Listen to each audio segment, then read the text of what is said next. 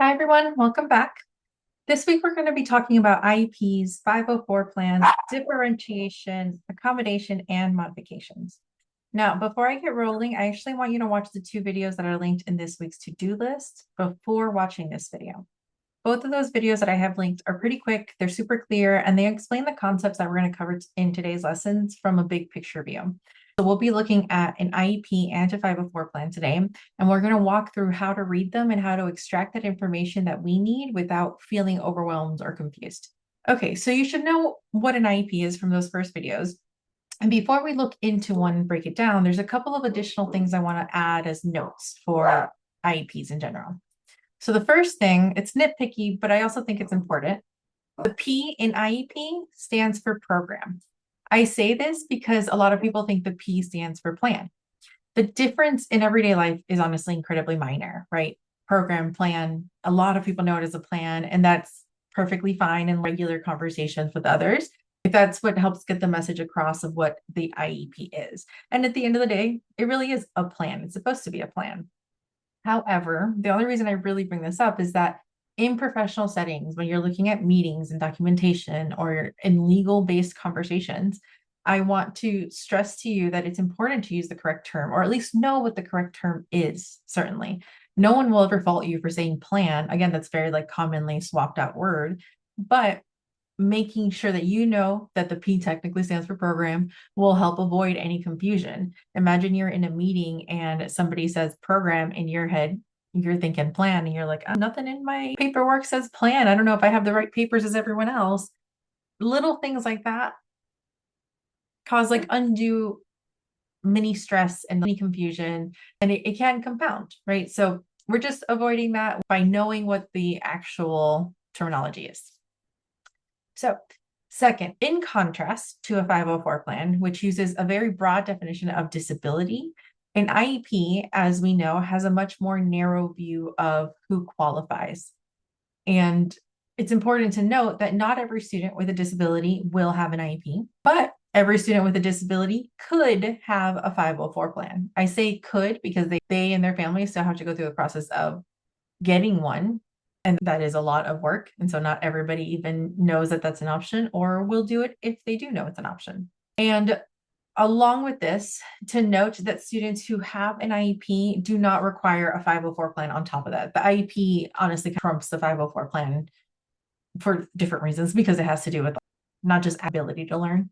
So, third, when you hear the phrase specialized instruction in any of the videos, or if you see it in our paperwork that we're going to look over today, that is referring to special education. The IEP lays out the type and amount of specialized instruction, special education, the student needs in order to make progress in school. That's another thing on terminology. It means the exact same thing, but we don't always connect those, especially if you're not reading it as often as maybe I am. Fourth thing, IEPs are only for students ages 3 through 21. Once a student graduates high school or turns 22, whichever comes first, the IEP goes away. It's null and void from that point forward. At that point, the K-12 school system is no longer responsible for providing services to that student. And the final point that I have is that while a student is in K-12, that designation as a student with a disability under IDEA, it carries real accountability. Because IDEA is a federal law, there are legal consequences if schools don't follow it, technically.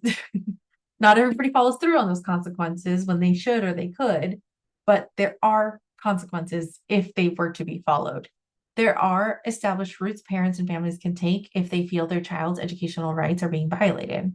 That's not the case with the 504 plan, which, although legally binding, does not come with the same level of federal oversight or even funding structures to keep people in check the same way that IDEA does.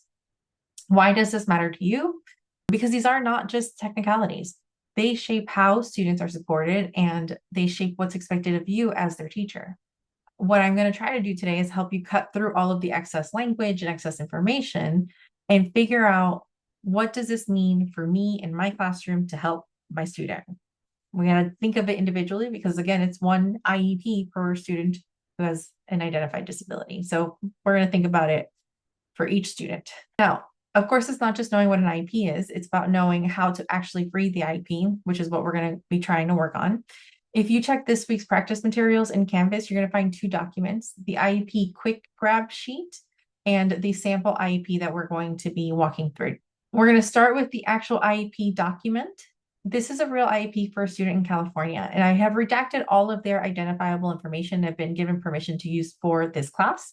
And something important to note about this IEP is that it is exceptionally well done in the sense that this is one of the most detailed IEPs even I have come across. And while I think it's wonderful for us to be able to see a very good version of an IEP, I also want to note that most IEPs you'll see on the field are not nearly this detailed or this polished or honestly even this positive in that manner. And we're not going to get into all those nitty gritties, but also know that they're going to look a little bit different. Another thing to keep in mind, it's like a weird little technicality, but there are several different software programs that districts in California use to write IEPs. So the format that you're going to see today might not look exactly like the ones that you're going to come across in your own school, or they look exactly the same. Either way, it's fine. One of the really nice things about IDEA, at least in this case, is that it requires key information always be included in an IEP, regardless of where that IEP is written. So it could be written in a different state, different counties within the state, different schools within a district. It doesn't really matter where it's written because IDEA says that very specific information needs to be there. And no matter what IEP you have, that information should always be there. And that's the main stuff we're going to be looking at today. Once you know what to look for, you'll be able to find the relevant details no matter what program or template your district uses. So I'm going to switch us over to the IEP document. Okay, so what I'm going to do here is read this IEP with you and kind of highlight as we go areas that I think are important kind of within each page. And I'll try to break down parts of the IEP. And what we're going to do after the fact, once we go through the IEP and kind of break it down, is use the quick grab sheet. And this is, I just found this online. You can find a million of them. You can make your own version. Sometimes IEPs kind of come with this like mini IEP or IEP on the go kind of like mini version of it. But I think what I like from this one is that we're going to use it to fill in what we need. And we'll go through it as we do. So I'm going to start with the actual IEP. And what we're going to do first is just learn to look at it and see what we need to find from here. So on page 1 of the IEP, it's always going to be your like main information page about the student. So we're going to get age, important, grade, important, language, very important, wonderful. The student's English learner status is incredibly important. So it's always one to know. And as you scroll down, you get like a big sense, like this is demographic information. What we definitely want to know is what the student's primary and or secondary disability is. In this case, the student has a primary disability of specific learning disability. What that means, if you recall from our video, this can be very broad. Specific learning disability is not as specific as we generally want it to be. So what we need to find out from here, or what we should be looking for, is an impact statement. And that's going to come in the form of this section right here. Describe how the student's disability affects involvement and progress in general education. And there's a little note for preschoolers. So in this statement here is supposed to be essentially 1 to 2 sentences of how does a disability affect learning? It's an impact statement. And for this student who has a specific learning disability and is in 11th grade, 17 years old, they have significant delays in cognition and auditory processing, which affects his ability to access grade level core curriculum that addresses Common Core standards. He requires multisensory input and frequent repetition in order to follow directions, to acquire new skills, and to access content. All right, so if we just look at this statement, this is a very wordy statement, but it is actually telling us some information here. So it has significant delays in cognition and auditory processing. This means that the student's brain generally works different compared to other students of the same age and grade level. And this is going to be encompassing, as far as this statement tells us, when it comes to thinking, learning, and understanding spoken information. So there are delays in understanding, thinking, and also processing of that information, whatever information is generally given to the student. Now, the next part here, which affects his ability to access grade level core curriculum that addresses Common Core standards.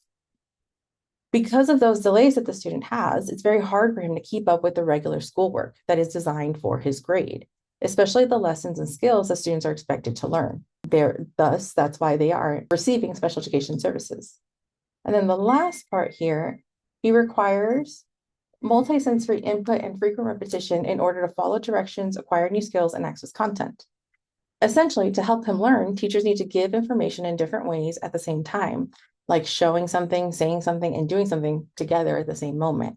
This sounds more complicated. I guarantee you guys are all doing this all the time. And you also, as a teacher of the student, would need to repeat instruction and lessons many times and probably present those to that student in multiple different ways. That these things will generally help him understand, will help him learn new things, and make sense of the information that he's being given. That's our first page here. Again, and the next part is going to be what is called the present levels of academic performance or academic achievement and functional performance. Excuse me. This name has kind of grown in the past years. People just used to call it present levels. It was just called present levels, and then it was called present levels of performance, present levels of, there was an E in there at some point. Now it is present levels of academic achievement and functional performance. I'm writing these acronyms here because, believe it or not, people love using the word PLAF to talk about present levels. I don't know why, but it's there, so I'm putting it in here. So again, the note that not all IEPs you come across are going to be anywhere near as detailed as the one you're seeing here. What we do get from here is actually a very well written one that gives you a lot more information than I think many of us are used to seeing. And we're not going to necessarily break this all down, but I want to go through the sections with you. So first section up top that you will generally find in an IEP is the strengths, preferences, and interests of a student. At some point in the IEP, you're going to find this. This is one of the few places in an IEP that is generally pretty positive about that student. It is one of those few places where we can talk about the student outside of their learning. Who are they as a human being, as a person, as a growing adult one day? Who is this person that we're writing this whole thing about or reading this whole paper about? If this is the first page, and this is like sometimes where students are going to stop, that they just read some really good things about them. And that's a really good kind of perspective to take when you're looking at this section. Let's learn about who the students' strengths are, or what their strengths are, what their preferences are, what their interests are. Write it in here, or let's learn a little bit about it. It gives a really, hopefully, good introduction. The next section would be your parent input and concerns, anything that they have shared up to the point where this IEP was written. Typically, I will also say this is quite a small section. It's usually like a sentence or two. Honestly, this is one of my favorite sections. Often I see maybe something along the lines of this much information written in there. And to see a big old section about this wonderful student is really nice, because as the student gets older, they're invited to their IEP meetings.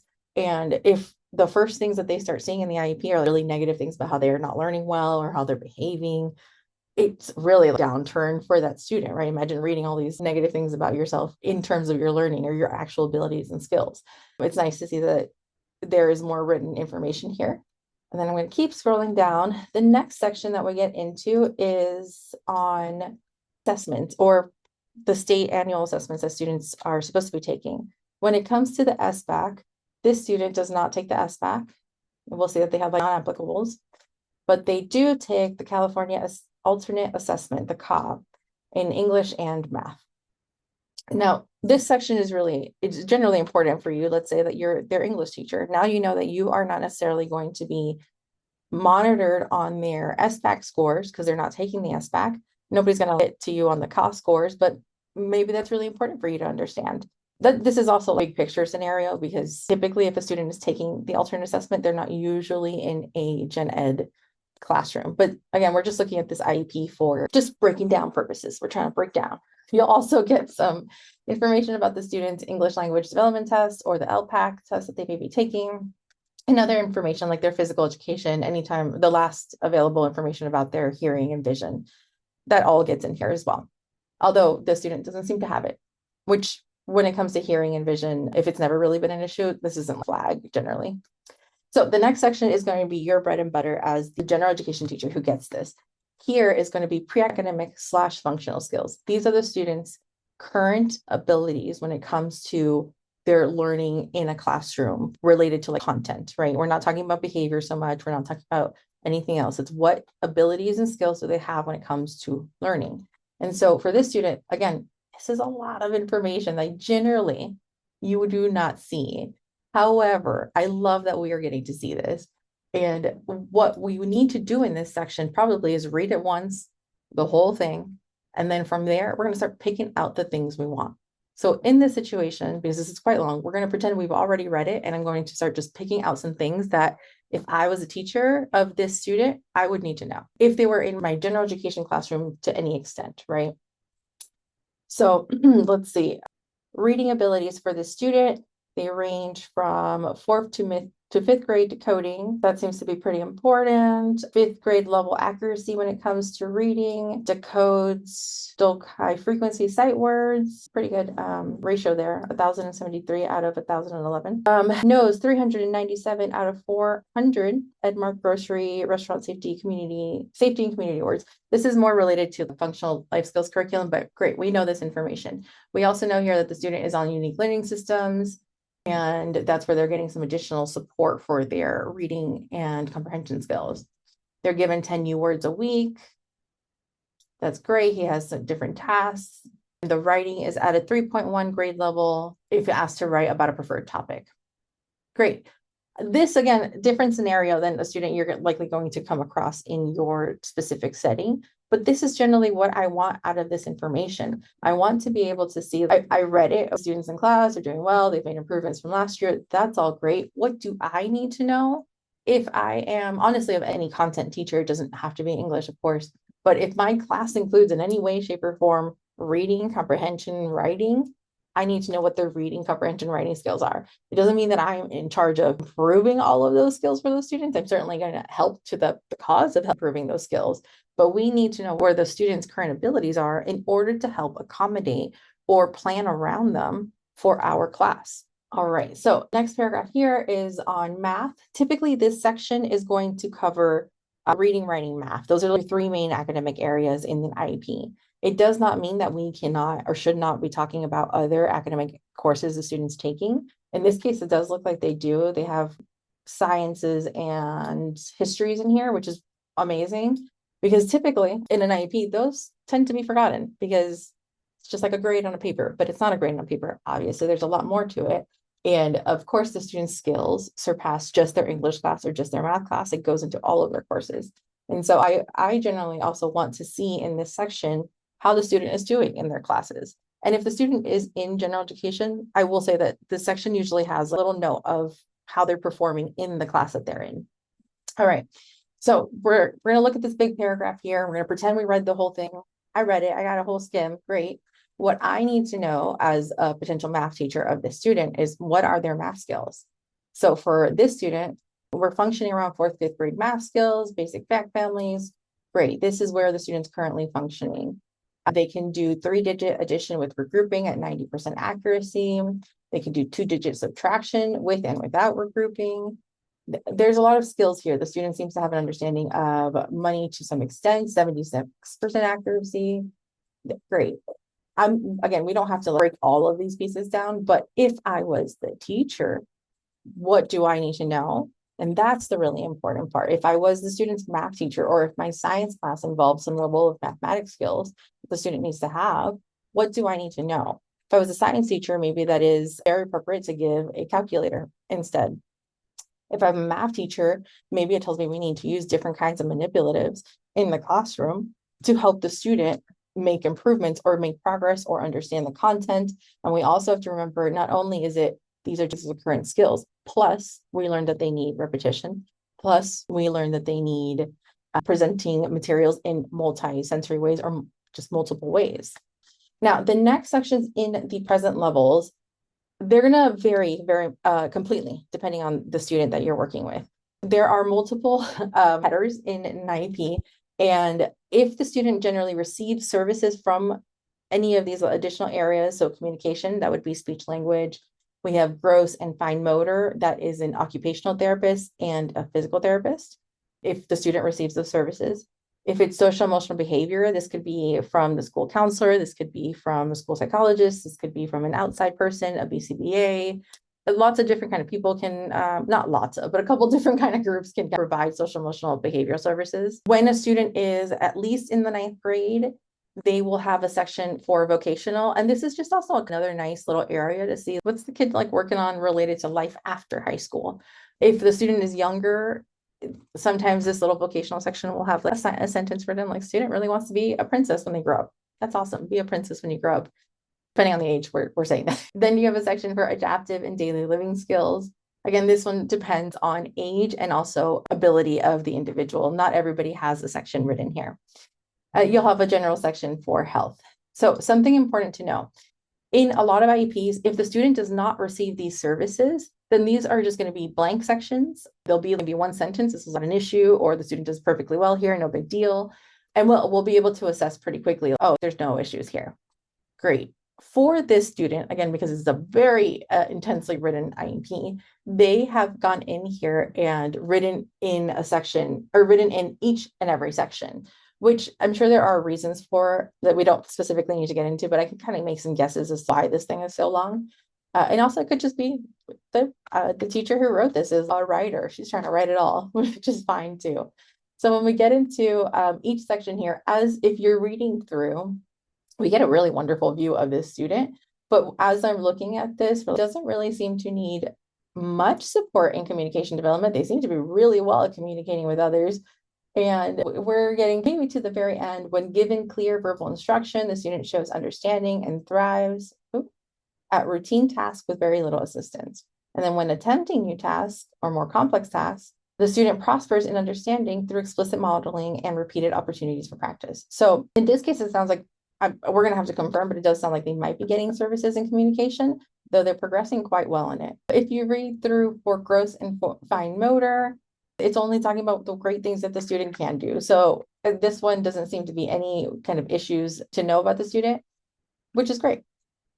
Now, if I go down to social emotional, it's the same thing. We're going to make sure we read, we understand what's being said here. Some of these areas, especially if they are written out, you're definitely going to want to look at them and make sure you have a pretty good understanding of what the student's skills and abilities are. That's why this whole present level section is where I would really recommend you look at that first page. That's their disability, that's the student's name. Great. We're going to move over to present levels. This is where you're going to get the majority of your information.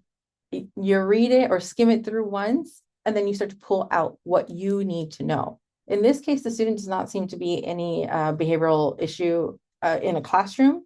And so, great. If I was this student teacher, behavior is one thing I don't generally have to worry about. It doesn't come up here as something to tell me that I have to plan for immediately. In here, this is currently what student skills in preparing for vocational life is for like work life. This is showing that they know all their personal information, and you'll need all this personal information to apply for jobs, to apply for services, to do lots of other things once you leave high school. Generally, if anything, you get a good little picture sometimes of what the student might be interested in here. When it comes to adaptive daily living skills, this section is typically only something you will see for students who have needs in this area and are receiving classroom supports for, or not just classroom supports, but receiving supports dedicated to daily living. And it's things like being able to take care of yourself and manage yourself as at the age appropriate way. For students who are in alternative separated classrooms, this is sometimes a whole dedicated section to the curriculum that they have, because there are likely to be delays in these areas as well as academic. And then other times we'll see something like this where the students, they are getting services and instruction in this area, but it doesn't really seem to be a huge significant needs or would affect you so much maybe. Though looking at it here, it does say the student continues to work on organizational skills. They are practicing with in-class folder cleanouts. They have frequent reminders to complete their homework, and it seems like they are able to keep track of their personal supplies and everything. That's great. That actually is very helpful. If this student struggles with organizational skills and needs to be reminded to go through the things and get rid of old things, make sure he has all of the paperwork that he needs or the assignments he needs for today and tomorrow kind of situation, that seems to be really important for this student. And so it's great to have read this and picked out a little note there. Same thing for health. I'm sorry, for health is generally not a very big section for many students, though we always want to make sure we read it, because if there's something here that says the student needs to take medicine at a certain time of day, or the student in this case has a history of epileptic seizures, that seems to be really important, something for you to keep your eye and plan and brain on, and know that if there is a health emergency plan in place, where is it? Where do you need to get it? What do you need to do? Just know where it is. know what to do in that situation. Great. This section will be here for any student who has, all right. And so at the very bottom of present levels, what we end up getting is a little note here that just says for the student to receive benefit from their education, from the IEP, from everything that they're going to be receiving once this IEP is put into effect, they're going to need goals in certain areas. For this student, because they're older, remember there are little changes here, but this student is going to need academic goals more related to general math skills, and they have vocational goals related to getting a job. Again, they're 17, they're in a different placement. You might see these for other students, but we're going to focus on the academic side.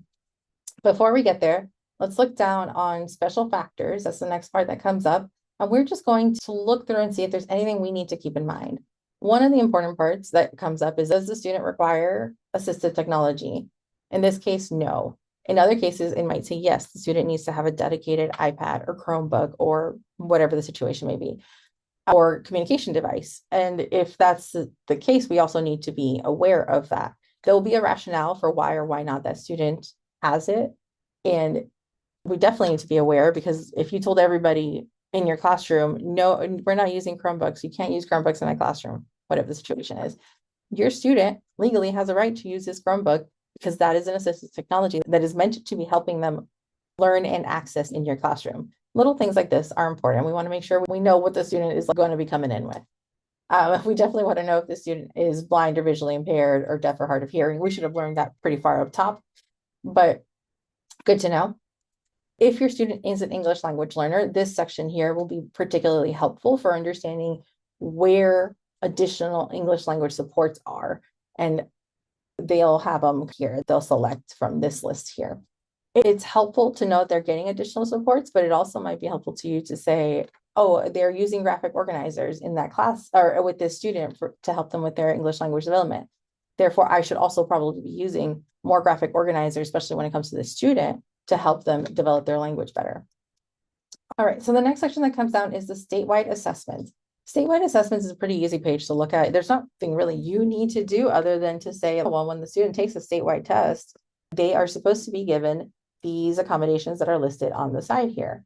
This student is taking an alternate assessment, so it's a little bit different. They get different accommodations available than, or allowable, than you would in a traditional non-alternate state assessment. You could read these here. What this would tell me is, regardless of which assessment the student is taking, what you could definitely do as their teacher is help mirror these accommodations that the student would have when they're testing in your classroom if you give a test.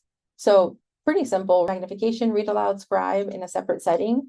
You're going to have to set this up with likely the special ed teacher, but if those are the accommodations the student gets when they're doing a state test, and let's say you guys are doing a practice state test in your classroom, mimic the accommodations. Have them have a magnification available, have a read aloud available, have a scribe available, be in a separate setting. If that's what is allowable here, you can mirror those accommodations and have them practice within them in your classroom. That's more of a, if you feel that that is something within your capacity, it doesn't mean you absolutely have to do it, but I think it's also pretty good little advice to take in this situation. All right, so keep scrolling down. These are just statewide accommodations that the student will get. And you're definitely be looking at these and making sure you understand, or just have a good little visual idea of the student's general big testing accommodations. Now, here is the next part that's usually really good. It is the annual goals and objectives. Now, this student, again, a little bit different because they're older and they're focusing on transition skills, and those are the skills that are going to help them prepare for life after high school. But most other situations, you're going to find what the area of the goal is up here. In this case, it's going to be academic / transition because it's related to money, and money is math, and math is obviously an academic skill, but money is also a transition skill. And so it's like a 2-for-1 in this situation. You'll see the goal written on the right-hand side, and these are just that it's related to the student's educational needs. If it's a student with an English language development, or who is an English language learner, you'll have to make sure it's, not you, the teacher will have to make sure it's linguistically appropriate when they're doing this. And it'll also tell you who's responsible for helping provide these services, as well as the student's baseline. This baseline should also have been written in the present level, so you should be a little bit familiar with that. Some students you might find a short-term objective for, or maybe more than one. The short-term objective is just like a breakdown of the big goal. So instead of 80% here, they're going 60%, and that's about halfway in their year, give or take. That seems to be a good way to break up the goal. That's essentially what reading this goal is. What you're going to want to do is look for the goals that are related to your area. Again, if reading or comprehension or writing is a goal, it's likely related to every content area. So you're going to want to keep a note of that. But if you see other ones and you're like, oh, that has an impact in my classroom, I should keep this in mind because this is a goal the student's working on. If it's a goal the student's working on, it means that the special education teacher, who is one of the people responsible for those goals, has like a plan, has supports, has additional ways to support that student for this area that they have a goal for. And so we should be connecting with that teacher on what other supports that they might have if the goal is also related to what you're doing in the classroom. You guys all got to converge, use your resources together, because we can get the student up to meet their goal and move forward. And I'm going to roll through a couple more of these. So those were goals. All right, so the next section down is offer of FAPE services. And if you recall, FAPE means free appropriate public education. So what services is the student getting that is included under FAPE? For scroll down a little bit, there's a lot of boxes in here. For the student, for whatever reason, they have something called an adaptation plan. This is not a typical thing you're going to see. Usually you'll see just the accommodations actually listed there. So here in this section, under program accommodations, this is where you would see the accommodations that the student would require in general education classes. And that is where you will be impacted the most. You're going to want to make sure you come to this offer of FAPE services page, and you're going to want to make sure that you look at the program accommodations. If there is some sort of link here, this is C plan, it should likely be attached, right? If there's a whole C plan. In this situation, there isn't, because this is just an example that we're using. But where I have here highlighted C adaptation plan, this is where you would find all of the accommodations the student is supposed to receive in all general education classes as appropriate, right? Like, why would you give a student a calculator in an English class? That doesn't quite make sense. Some things use common sense, but if it's listed there, that student is entitled to that accommodation when it's appropriate to be used. The next part you'll see is program modifications. This is not something that you will typically have to deal with at the general education level. Program modifications are modified curriculum, modified physical spaces. The physical spaces isn't so much a big deal in terms of students' ability to get in through or get in a gen ed classroom or learn in a gen ed classroom, because it's going to happen. We're going to make the physical space work. That's why it's not a big deal. But the accommodations is a big deal, because that has to be required. We cannot make modifications to the gen ed curriculum in the way that it changes what the student is learning. We can accommodate the curriculum. We can maybe do some changes to help make it more accessible to the student by making it a different grade level text. We could do some things like that that do have some modification tones, but they are really mostly accommodating that student to still learn the same standards, still learn the same content in the classroom. When we're talking about a program modification, we're talking about changing the program, the schooling of that student to a degree where they are not in gen ed anymore. And so that's why I don't really need to be looking at program modifications so much. You might be curious, but your focus is going to be on program accommodations.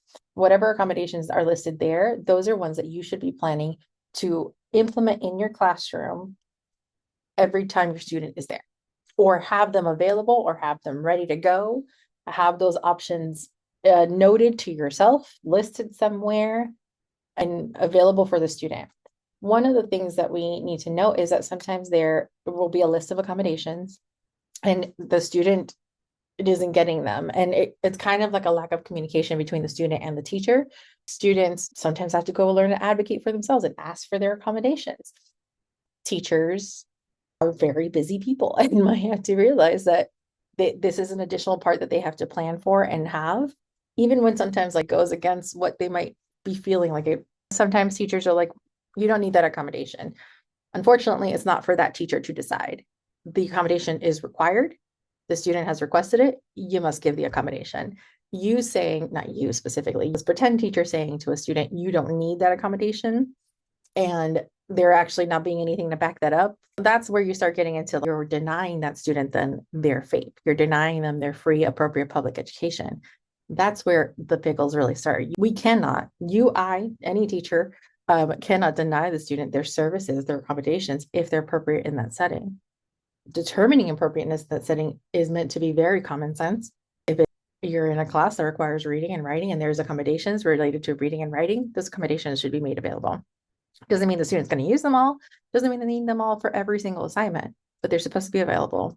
And you're supposed to work with the student, depending on their age, and the special ed teacher to figure out the right formula for each student that has an IEP in your classroom. And that's a lot. All right. I'm scrolling down just a little bit more, usually somewhere around the same page or right after, you're going to see special education and related services.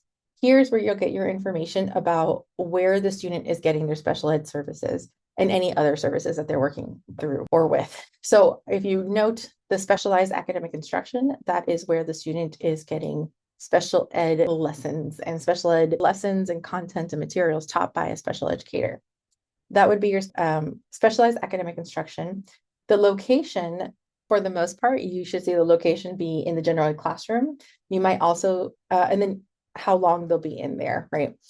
You might see the location be general ed classroom, and then you don't have to worry about the number of minutes and things like that. But like, for the majority of the day, great. You'll then sometimes see another box that says specialized academic instruction, a different location. And it'll be like resource room or pull out with teacher twice a month for an hour, or there's lots of different variations of services that and times and locations that students can get services from. The important part in this section really is to understand how much time the student is supposed to be in your classroom. If they're 100% gen ed, they're going to be in your classroom 100% of the time. If they have a service that says specialized academic instruction and it's pull out in a different setting than the gen ed classroom, then that would mean that the special ed teacher at some point in that the student's day or week is coming into their classroom, taking them out of their classroom and providing direct targeted supports related usually to whatever it is that they're learning in their classes, right? That makes more sense. That is where you and your sped teacher are going to communicate. You're going to talk, you're going to make sure that you guys are understanding when that kid is going to be pulled out. And if they're going to be pulled out during your class by chance, then you're going to make sure your sped teacher has an updated understanding of what the student is working on, what their current skills are. They, of course, are going along with what the IEP says, but it integrates right into what is happening in your classroom. We need all of us to talk together to figure out, what does this look like logistically? What do you need to know? What do I need to know? And now I'm going to go put it to work once we've had a good discussion about it. All right. I'm going to keep scrolling down here and we get into a section called ESY, Extended School Year. So it's very little to do. It has actually zero to do with you as a gen ed teacher. You don't have to worry about extended school year. This is just for students who would require additional supports or anytime the school's not in session. Don't worry about that one, not relevant to you specifically. This part here, Emergency Circumstances Program, specifies how services are going to continue during emergencies. Believe it or not, you may not be surprised to know that this page did not usually exist within an IEP. It does now because of COVID, because COVID all of a sudden meant that we had to transition, of course, if you all recall, into online learning. And that changed completely in terms of how do we provide special ed services? How do we give students support if there's a national emergency or international emergency going on that is getting in the way? And so this new page is here just to say that those additional contingency plan pieces, not something, again, you have to worry about. Skip right through that page. It's not necessarily going to be the break it for you. Continued reading here, we get into offer a FAPE educational setting. That's just the setting that the student is primarily going to be taught in. Yes, it's important. Here we get a bigger picture. For this student, they are in a separated classroom 75% of the time, and they are in a regular gen ed classroom 25% of the time. For the majority of your students, these should be completely flipped over. Students should be in gen ed most of their school day. I believe it has to be 60% or more of their school day. But this is more big overview, nothing really to stress out about in this section. So I'm going to keep scrolling down and we get to towards the end of this, of an IEP for the most part. You're going to likely have an included copy of the last meeting notes that the IEP team had. It's just included in this. You don't necessarily have to read this because it's just meeting notes from the last meeting that was had for the student. But you can, I think, skim this for any kind of practical nuggets you can get. Sometimes just interesting information to read. Oh, that was done. They did talk about that. A parent didn't think that was important. That's good to know. Or the parent thinks this thing is really important. I will also integrate that in my class. Little things like that you get from here, but it's also just an overview of that meeting. One of the important things to note is that because let's say this fictional student is now in your classroom, because the student is now in your classroom, starting this year, you are a part of their IEP team. You're a part of the team now. You're a part of this student's team. You're a teacher in their world. You're going to be someone who not just has had to read this and pull out some information.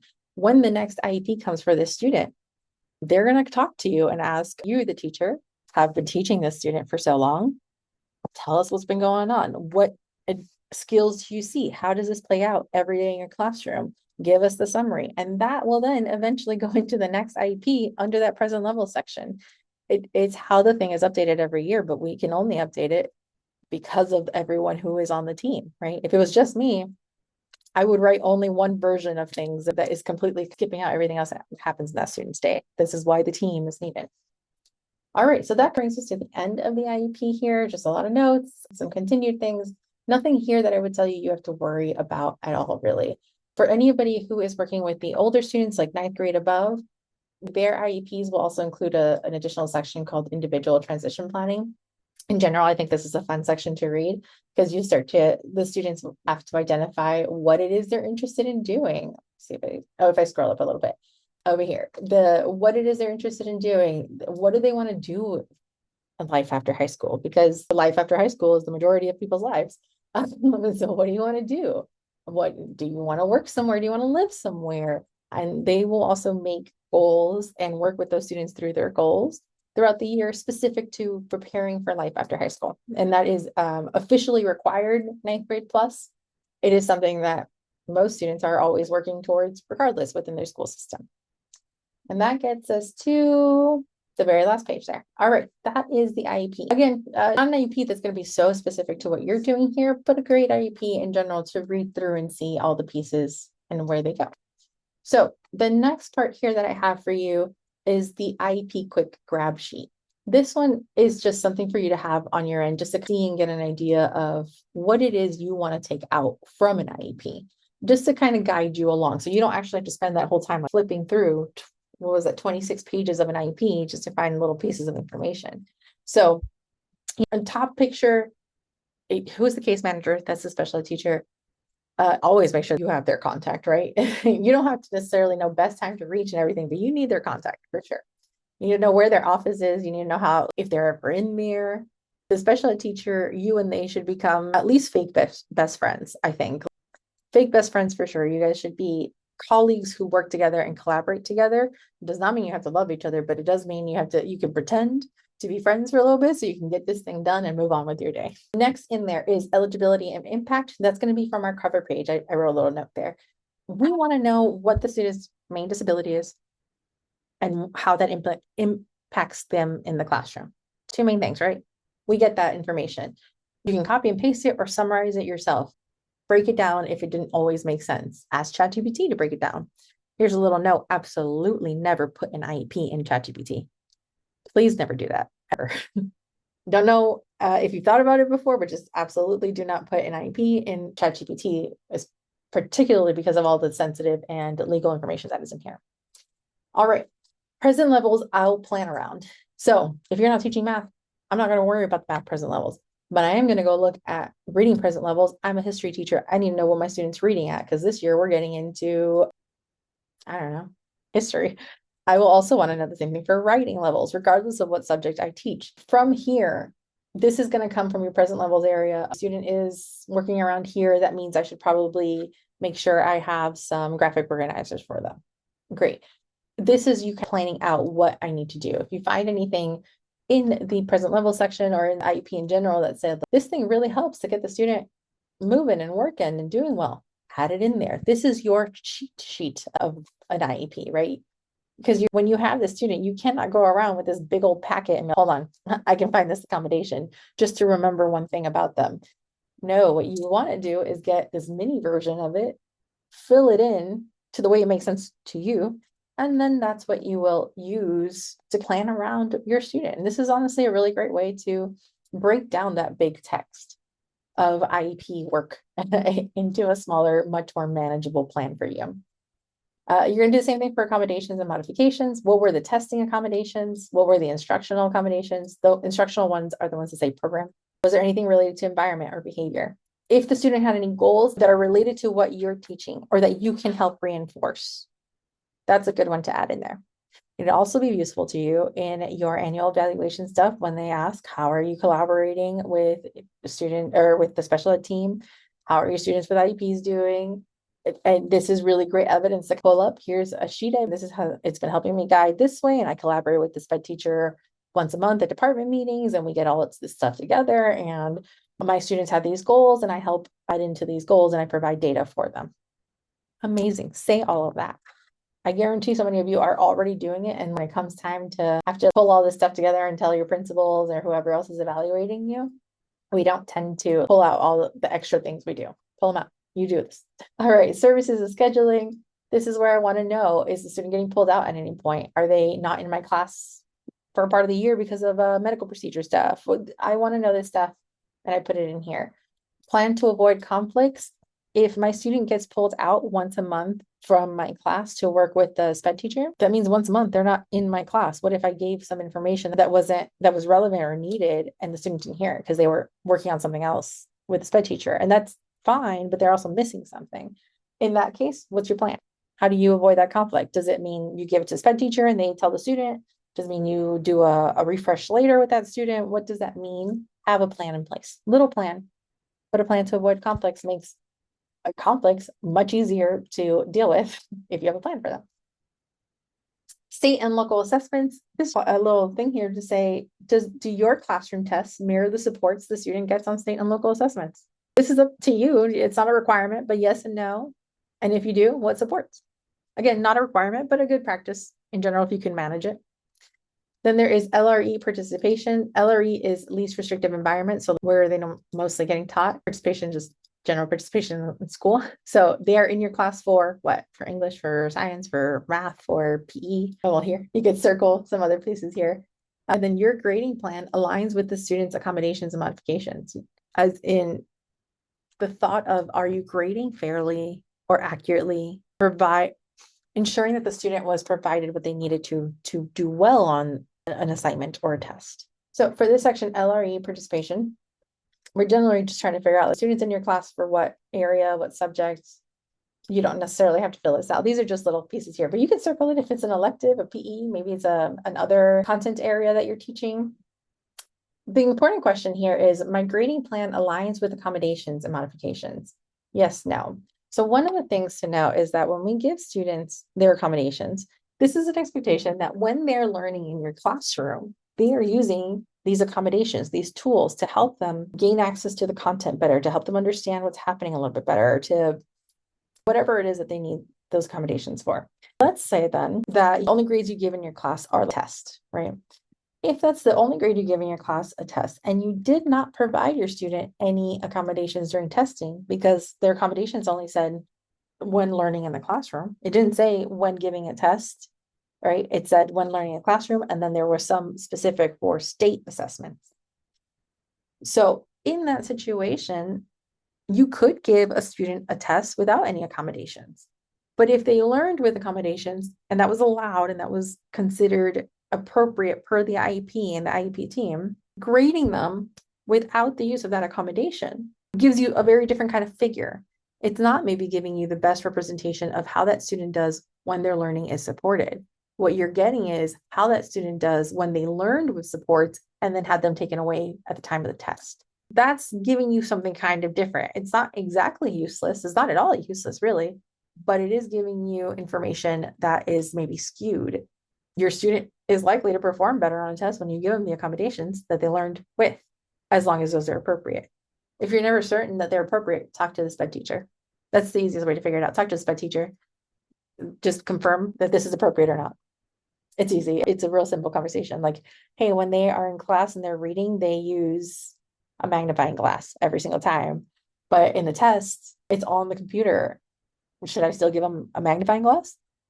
Easy question to ask. I don't know if that's what the right answer is there, talk to the sped teacher. Finally part here, and you should have this probably in your other notes and areas, but family and team communication, parent guardian contact. And then what I do there is how I'll share my progress or concerns, which is just a nice, a little thought or remembrance to do every once in a while, sharing thoughts or concerns about students with families on a regular basis is appropriate. It's always a good practice to have. All right, so that is how we generally will end up using something like this. It's not a requirement for you to use an IEP or a quick grab sheet. It's just a baby version, a way to create a smaller, more consumable version for you than having to pull out this big ol' IEP of 26 pages every time you want to see something about the student or you're trying to remember something about the student and you knew it was in their IEP.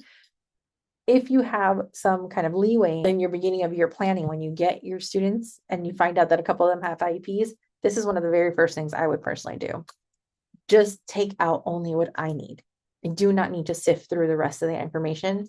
Once you get familiar with the structure of the IEPs that your school's giving you, you'll be like, great, got that information, go to present levels, great, got that. What goals are the students working on? This one's relevant, none of the others are. Great, got, like, and that's all I want to know. That at the end of the day, that's really all I need to know. I don't need to have an idea, finger a thought in every single service and support the student is getting otherwise, because that's not your job. Your job is to provide the academic support for the content and area that you're teaching. My job as a sped teacher would be to worry about all the other areas as well. We have different responsibilities for that reason. Yours, pull out the information you need, just work with that. All right, so we're going to look at a 504 plan now.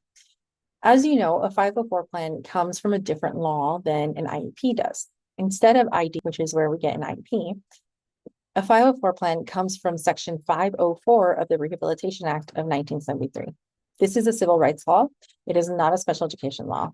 That means that the goal of a 504 plan is not to give students specialized instruction. Instead, the goal is to make sure that students with disabilities or anybody with a disability can access the general ed classroom just like their peers. So a 504 plan is a lot more about access, and they're not getting anything additional. They don't have a dedicated case manager and special ed teacher. It is access that they are getting. Now, I'm going to give you a little bit of a real talk, as if none of mine was real before, from my own experience on 504 plans here, which is limited. I'm going to also say my experience is limited. So compared to IEPs, 504 plans are not considered, at least in my experience, to be strong plans, and they're not upheld quite well. Although they are legally required, yes, they do not come with the same level of enforcement processes or accountability that an IEP does. Because with IEPs, there are entire systems and timelines built into federal law. At this point, 20, 30 years later, we have a lot of different processes and a lot of oversight within the world of IDEA that require more compliance with what the law says. With a 504 plan, it is a lot more loose. In many schools, the person in charge of overseeing 504 compliance is not the special education teacher or special ed administrator. It is likely going to be another school administrator, a principal, a counselor, any other admin in the school who was assigned to it. And generally, it's a small handful number of 504 plans that you come across in any school. That person's job, whoever's in charge of overseeing them, they're making sure a handful of students' accommodations are happening regularly. But as you can imagine, if it's a school psych, a principal, a vice principal, the attendance counselor, whoever got, is in charge of managing the 504 staff, I think you can imagine that checking up on constantly and ensuring that students' accommodations are happening and being put in the right place and supported and that there's resources for it.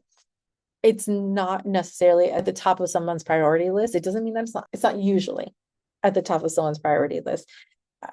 It varies quite often, capacity of whoever's been assigned to them and how well they're doing this oversight and who they have to report the stuff to.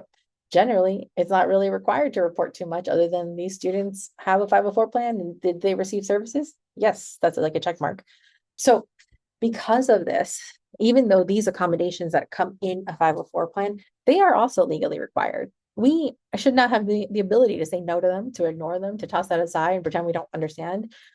However, that is the reality sometimes, and that does happen. I think 504 plans are severely ignored and even more so misunderstood.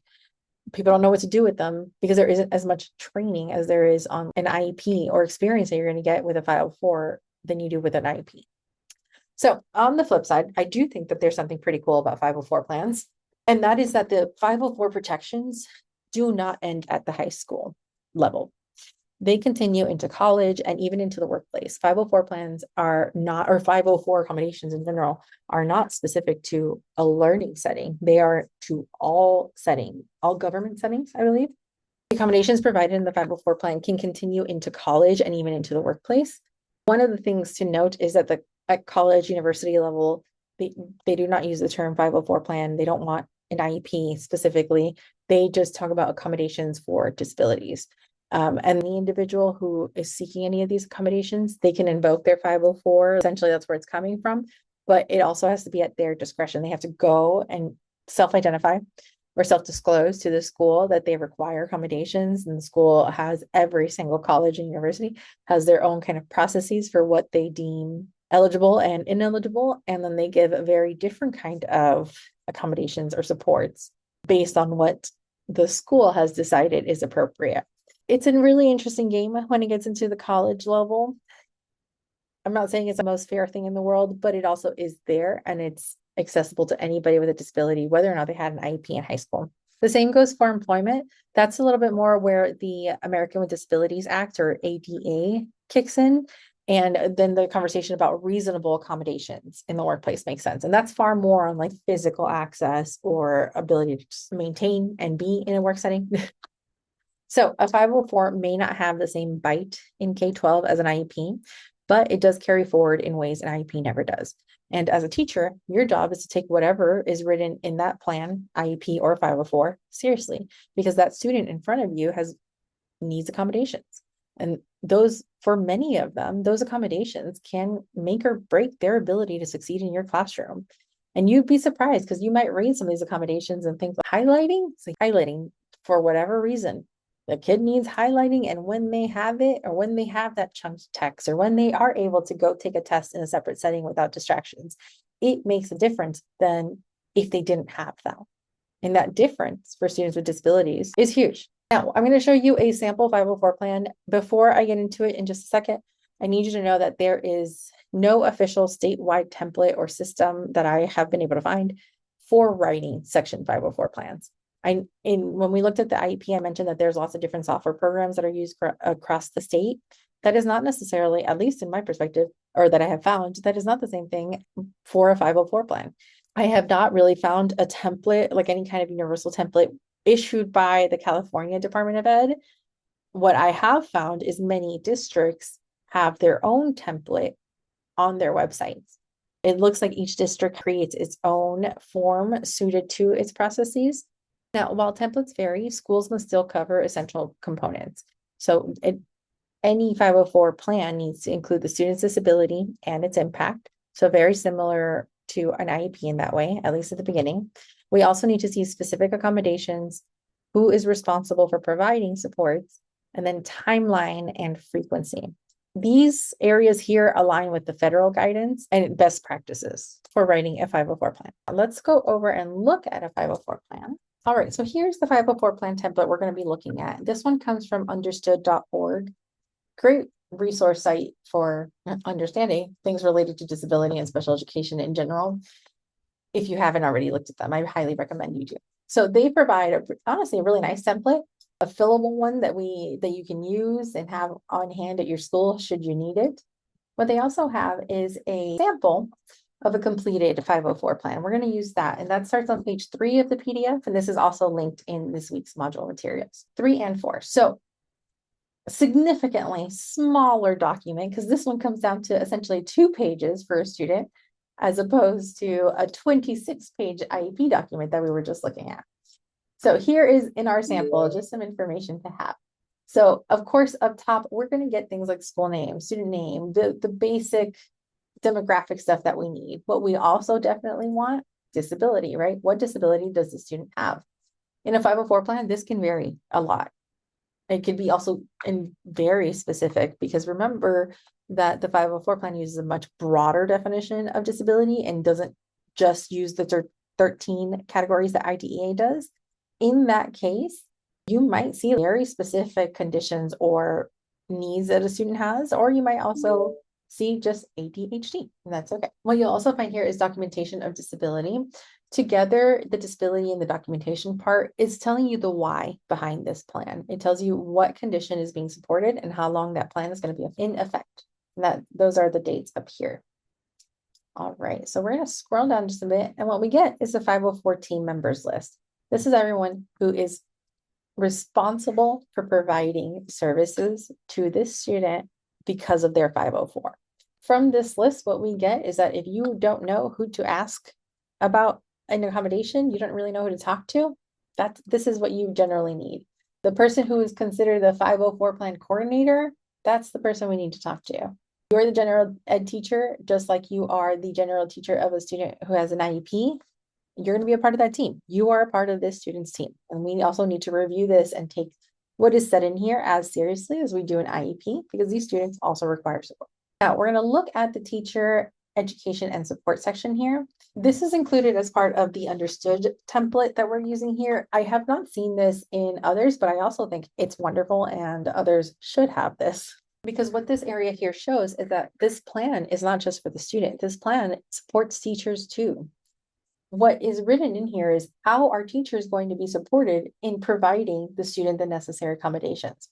For this student, it's saying that any teacher who works with Kevin, who isn't a trained special ed or behavior person, they have to watch this 3-minute what is ADHD video just to get an understanding of the student Kevin who has ADHD. They also want the teachers to review articles of things that they might be coming across related to Kevin and his ADHD needs. It is a simple addition, and something that we should also all consider more often is here's a baby background of what you need to know, and it's helpful to just get the jump start happening here.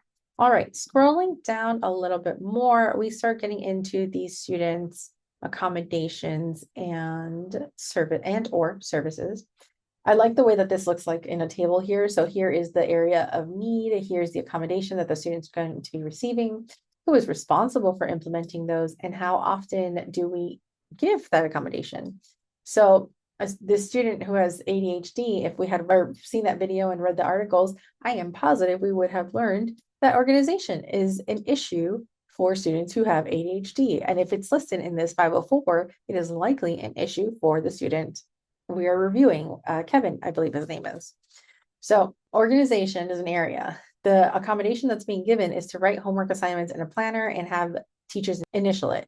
It's a minor accommodation. Make sure before the kid leaves class, write down your planner, show me your planner, I'll write my initials. That is just to help them get organized with what they have to do in school. Who's responsible for that? The student. I love to put a student responsible for their goals because it's their goals. But also all teachers that Kevin is working with need to include that as part of their routine whenever Kevin is in class. Write that homework down, show it to me, I'll sign off on it. How often this happens? Daily at the end of each class. Great. And then you'll find some more, any other areas. What this breaks down is, what's the accommodation? Am I responsible? Should I be providing it in my classroom? If it says all teachers, yes, we do. If it says just in classes that require reading and you're teaching, likely class requires reading, that's an all teachers situation. So the accommodations here, they're at the heart of the plan. They tell you exactly what you must do differently in your class related to this one student. So I would say that as long as you certainly have read the full thing, have pulled out what you need to do, and you feel confident enough that when you meet that student on Monday, you're ready to go. Those accommodations are ready to be implemented. All right, so I hope that helped. That was like really top of my head going with it, but that's how I would also look at it right now. And hopefully we get more practice with this in one of our sessions. So now what we're going to do is switch a little bit, but it's still related. We are going to do a quick check-in on differentiation, accommodations, and modifications. You should already have a decent foundation from those videos you watched at the beginning or before you watch this video. So I'm going to give you just a short overview to tie it back to our bigger conversations on IEPs and 504 plans. So first, eligibility. Can a student on an IEP or a 504 get all three: differentiation, accommodation, and modifications? Not exactly. So differentiation is for everybody, with or without an IEP. Any good classroom teacher uses differentiation with all of their students. So in this case, both students who have IEPs and or 504s will benefit from differentiation, or should benefit from differentiation. Now, when it comes to accommodations, we have just seen that they are included sections in an IEP and a 504 plan. They're the changes in how a student learns, like extra time, flexible seating, audiobooks, that magnifying glass, a highlighter, whatever the situation or accommodation may be. There's nothing to say that a student in your classroom who doesn't have an IEP or a 504 cannot be given accommodation. That is really just tier 2 supports in so many other words. A common saying in special education is, if it works for students with disabilities, it works for all students. Now, modifications are very different. They change what the student is expected to learn. And that is only written into an IEP. It is never going to be written into a 504 plan, because 504 plans are not talking at all about curriculum or changing the curriculum. They are just meant to support access to the curriculum or to education in general. Students without IEPs should not be given any kind of modifications to their learning. So last thing here, I just want to point you all to a bunch of tools. So there are so many different free online resources to make it easier to build accommodations and modifications if needed into your teaching. I have linked some of these tools in this Canvas modules, the weekly practice, but I also want to highlight a couple here that I think are 100% worth mentioning. So the first would be understood.org, and that's where we got that template for the 504. Understood has free accommodation ideas by disability. And even then, there are tools you already know, likely, like Google Docs, read aloud extensions, or graphic organizer websites. And those can all make a huge difference in giving access, but also helping make things for you a little bit easier. So the first one would be Diffit. If you haven't heard of it yet, I really recommend using it because I do think it's very helpful and help save time, if anything. So with Diffit, what you can do is copy and paste in your text or a video link or an article or whatever the situation may be, and you're going to pick a reading level. And on the free version, that's pretty much as much as you can do. But what you get out of it is different levels of readings, quizzes, vocabulary lists, organizers. You can get a lot out of Diffit just using materials that you have already identified. This is honestly what I would say life-changing for supporting readers who need modifications on access and not content. Next, we have Teacher Server, and Teacher Server has a ton of AI tools. This is something if you're AI curious and you want to click and touch and try a bunch of things out, Teacher Server is where I would send you. It looks intensive and not maybe in terms of, and just when you look at the website, there's so many different tools available, which is amazing, but it's also you having to sift through and find ones that work. What I do like is that they have tools there for adjusting Lexile reading levels, which is great. They are also tools to help generate lesson plans and include standards into different activities and lessons that you're working on. One important thing, according to that website, your data stays local and private. I don't know how specifically true that is, but that is on their website. So view it, vet it, determine on your own. And the last one I'm going to share with you is magicschool.ai. Magic School is a much more polished version of like the Teacher Server one. And it's really wonderful if this is a place that you're starting off. They have over 50 tools, and they include lesson plan generators, IEP drafts, quizzes, rubrics, parent emails, so many different things there. And they're all designed with educators in mind. And they supposedly have strong privacy agreements in place. Again, I don't know how true that is. You're going to have to certainly make sure.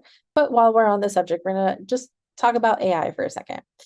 AI tools can help you brainstorm, and AI tools can certainly help us brainstorm accommodation ideas. They can create level text and other materials for us and generate practice questions or quizzes or different levels of assignments. And I think that's really wonderful, absolutely wonderful. And there's also a lot of pros and cons to using AI these days. So everything comes with like a but. Here's a different but for you. So, but here's the warning. And I really want you to hear this. I know I said it earlier. I'm going to have to say it again and probably many more times throughout my career. Never put a real student's name or info into an AI tool. Never do that, particularly if they're a student with a disability. It doesn't really matter, any student. You don't put their full name or their info in there. That you're consenting to using AI, that's on you. Your students, other people, they're not consenting for you to use their information on AI. I know who's going to know, but also we're not going to do that. That's a professional like cross that is not for us to make because we don't need to do that. Along with that, never upload an IEP or a 504 plan or any document that has identifiable or personal information about a student. Those will violate FERPA laws, the Family Education Rights Protection Act. However, if you are interested in AI, already using it, I encourage you to feel free to play with it and to think of creative ways to have it help you do your job, not do your job for you, help make your job easier, make your life easier in different ways. But when it comes to students' privacy and students' information and students' data, we are always going to make sure that we are keeping it safe and ethical and professional.